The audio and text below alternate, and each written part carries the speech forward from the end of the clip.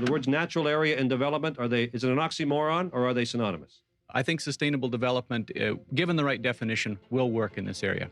The campaign to save the Northern Rockies planted the seed for the groundbreaking. I don't think enough people realize that there is still a place that's just as wild as it has always been, right here in British Columbia. I probably describe the Muskwa-Kechika as being a sanctuary of wilderness in a world that's moving too quickly. There's nothing really left that's like it. To me, it's my home, it's my backyard. It's a place that I feel most at home and most at peace in. To us, it's a dynamic place that we have created a culture in, where we've created history, where we've lived our lives.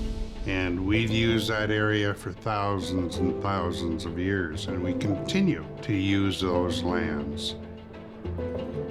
I feel the world in a different way when I'm out there. And if I can communicate that feeling to others, I think that ultimately will speak for its protection. It's big enough that if you put one end of it on Vancouver, the other end would pretty much reach Prince George. That's the kind of scale we're talking about. You can travel the world and you will never find these unroaded stretches of wilderness. The Muskwa-Kechika has more large wildlife in greater abundance than anywhere else in North America. Caribou will run right up to the horses. Grizzly bears will sit there on the side hill and chew their grass and watch you. Valleys and mountain peaks and river valleys that go on for miles without a bridge or a road or a resort or anything like that. It's just as wild as it has always been. And I think for me, it's really, really important that people realize that it's there, because not enough people know that the Muskwa-Kechika exists.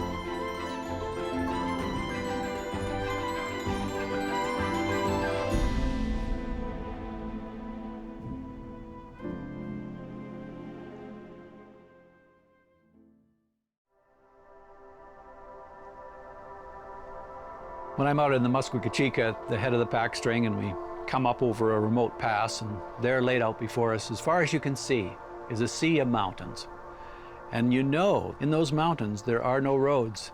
There are no towns, there's no cities, there's no power lines, there's no pipelines. This area is pristine. And being there and knowing that you're experiencing it in this way, and that other people have experienced it in this way for thousands of years, that continuity, I think, connects you in a much deeper way to history, and not only looking back, but looking forward too, because I think this land will be left for others when we pass off the scene. And knowing that you've had a role to play in maintaining that for those future generations, I think is so fulfilling. It's way bigger than, you know, I am, for instance, and more important. And I think being connected to that, you know, just drives me on. And makes me see the world in a much more holistic and inclusive way. It's very important to me.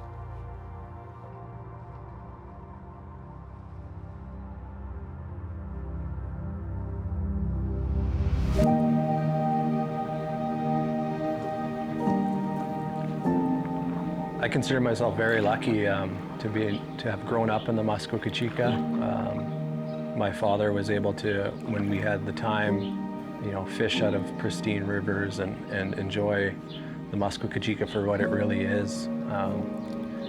And as I know the case for a lot of our people, not only Indigenous but non-Indigenous in the North, that's our way of life. You know, bringing our children and our families into these wild areas that are at our doorstep. And when we do that, it makes us feel whole, it makes us feel grounded. It always brings us back to a more simple state.